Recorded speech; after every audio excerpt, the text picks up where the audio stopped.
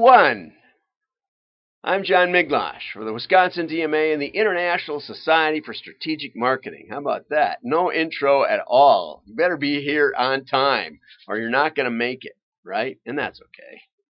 Because, we'll put it up in a little while. And somebody's here. So that's always good. Oh, as always, a lot to talk about today.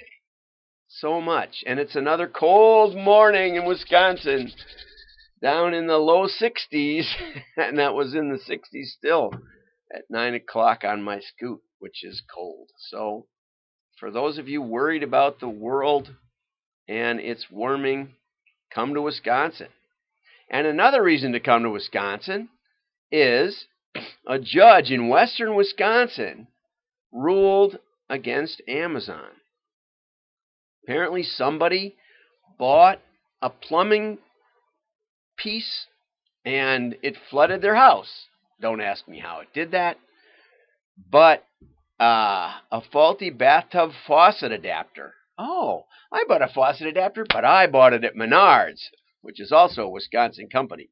And works great. Okay, faulty faucet. Yeah, I bought a faucet adapter at Menards and put it on. It worked great. A Universal brand. Anyway, so the judge said that Amazon argued again that it's not their job to figure out if the products are crap or not. They're just a conduit. They're just it's like if a mass murderer rides a bus, you don't fault the bus. Or uses a gun, you don't fault the gun. Well, some people do. Anyway, so the undisputed fact shows that Amazon is an integral part of the chain of distribution, an entity well positioned to allocate the risks of defective products to the participants in the chain. Duh! People think that Amazon cares about the products. They sit in their warehouse and Amazon says, no, we're not going to take any liability for it whatsoever any more than the post office would. Well, it's a little different, I would say, because the post office isn't promoting the product and doing all kinds of manipulation and AI and cross-sell, upsell to get you to buy it. But Amazon might be, if they like it, right? So something to think about if you're buying from Amazon. If you buy from eBay, and I'm doing diagnostics on a computer, a used computer. But if that hard drive isn't working, which it seems like it might not be, that seller is going to do something. Give me a credit or something. The sellers on eBay they realize that eBay carries a stick. And Amazon, I think, needs to. Anyway, it's a second lawsuit. And Amazon's going to appeal. But I think there's, if Amazon isn't responsible, who is? Right? Somebody has a bad dog collar and sells it through Amazon. I really kind of do think that Amazon needs to be, and they can't even find the seller in that dog collar case. They don't even know. There's no way to track them down. Okay, well, Amazon was sending them checks. I mean, if Amazon's paying in Bitcoin, then Amazon has got some problems, which we all know. So anyway, McDonald's bought a sign company a couple months back for like $30 million, and we kind of wondered what they were going to do, and I was worried that they might change the menu boards so that when you walked up to the counter, you wouldn't know what to order because they were changing it all the time. But look at this. This is Piccadilly Circus. See, you get the international picture here on this show. And that said, they took out their big billboard sign that says, you deserve a break today, or whatever it said, up McDonald's. And they decided to go with changeable digital street level signs that show the burgers. And boy, psychological studies show if you get somebody picturing the burger, you got a lot better shot at getting them in than if they just think Golden Arches. No. You don't want them to think Golden Arches. You want to think that sirloin burger or whatever. I've never even tried one of those. I like the McDoubles. I call them McW's for Wisconsin. But anyway, they don't know what you walk up and say, I'd like a McW. They don't know what it is. Anyway, that's fun. So that's what's going on. I think that makes a lot of sense. So I was wondering what they were up to, and now we know if you are a regular viewer of this. Okay, this is another thing I kind of called into question. Not so much because, Gillette can do what they want. Of course they can do what they want. They can market to whomever they wish.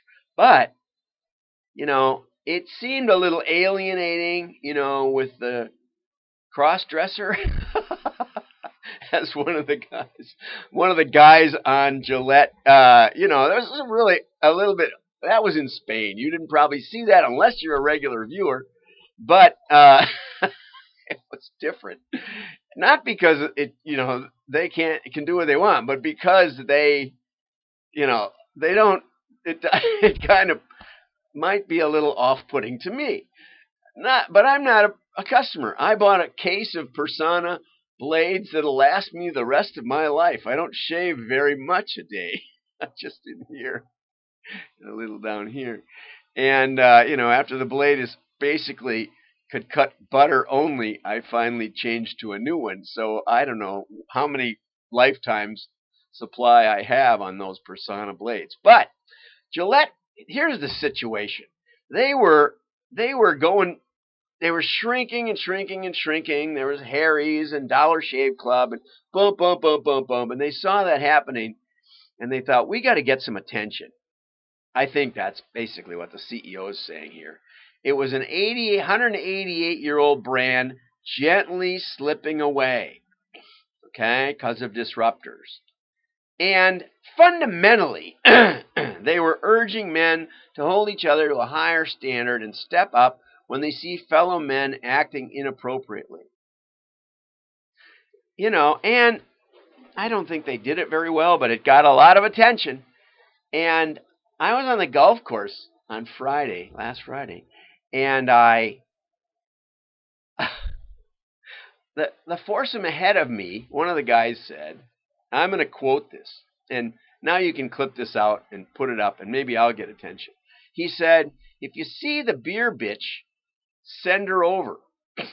That was exactly word for it. And I said, looked him right in the eye, and I said, I would never talk to a woman like that. And he gave me this really strange look. And he wasn't in my foursome, so probably will never see him again. If he's watching today, you're welcome. And then the nice young lady came over. I said, are you from around here? She said, yeah. And we had a little talk, and I said, the foursome up ahead would like your help, but I'm not sure I'd rush right over there because they didn't talk very nice. What'd they say? Oh, yeah, okay, anyway.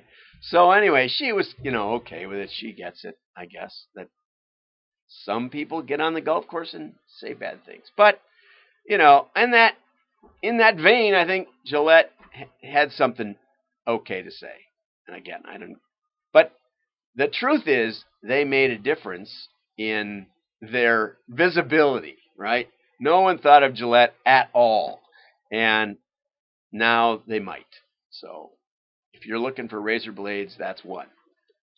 Okay, and this goes with, small brands. I consider Gillette a small brand because, well, the definition of small business, medium and small size business in the UK is fewer than 250 employees. And that's over 99% of all businesses. I think that's probably, he says it's true in all of Europe and the US. Okay?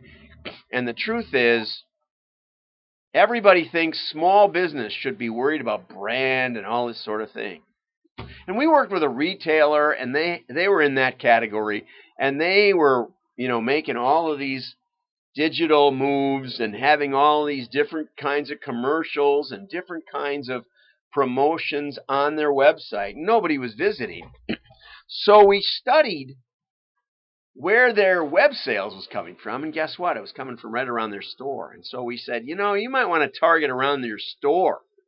You want to mail something. And we had such a great result that we started using triggered postcards. That was their idea. Really great. But the way we shaped the offer, instead of doing all these different branding campaigns, we did A-B splits in postcards. And guess what? We found out what the marketplace wanted to know to come to the store. And their sales took off. They grew 30+% in 1 year. But we were hired as a catalog consultant. We got them going on the postcards, and they said, we're not doing the catalog anymore, so see ya. But they grew 100% in the 3 years we worked with them and went public.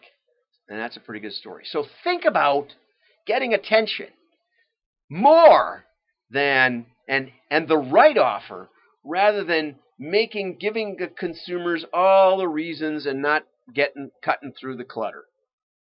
I'm John Miglosh. Something to think about. Like and share. Shares show you care. Your friends will think you're smart.